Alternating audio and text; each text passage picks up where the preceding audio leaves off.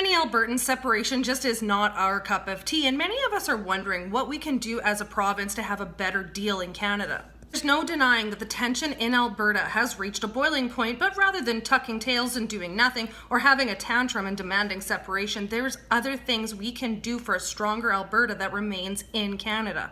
I recently came across something called Project Confederation, and they too have written a letter to Jason Kenney. But rather than penning an angry do as we say or else we're going to get you kind of letter, it's a strategic, well-written, concise set of ideas for a new deal for Alberta. Project Confederation outlines what Trudeau policies have done to our once booming province, from his blatant attack on our energy sector with taxes and regulations, his phase Alberta energy out mentality, which has resulted in billions of capital fleeing the province and continuously aggravating the situation here in Alberta. But why should we be forced out of our own country, especially considering everything we've contributed? So rather than leaving Canada as a knee-jerk, angry reaction, we should stand up and fight for our province and its place in Confederation.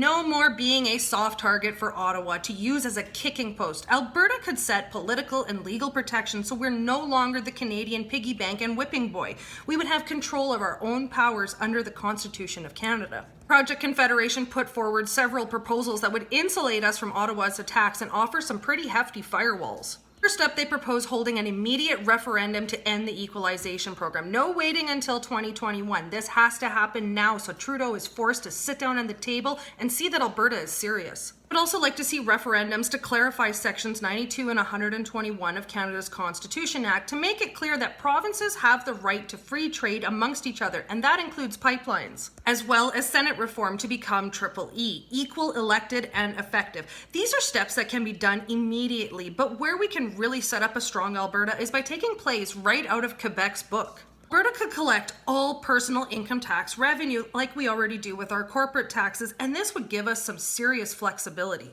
Another thing Quebec has done is create their own pension plan, so Alberta could withdraw from the CPP and create our own, where we would garner the same benefits but save us money at the same time. Project Confederation is also saying that we should do this with our employment insurance benefits program, which again would be more cost effective, and Alberta would have a lot more control. When it comes to healthcare, social policy, and infrastructure, the province should resume that responsibility and replace the Canada Health Transfer, Canadian Social Transfer, and other transfers with tax point transfers instead. In terms of immigration, an independent system that could be more effective and more in tune with our labor force needs could replace the federal system. Now, this means Alberta would have a privately sponsored immigration system instead. Last but not least, Project Confederation is suggesting that we allow the RCMP contract to either run out in 2032 or negotiate an earlier exit. The Alberta Sheriff's Branch could be converted into a provincial police force that could be run more effectively and efficiently. This set of ideas isn't about anger or sticking it to Ottawa by running out of Confederation. It's about building protective measures or firewalls around our province. It's about giving us more control over what we do and can do in Canada, making us more independent from a hostile federal government, much like Quebec has done.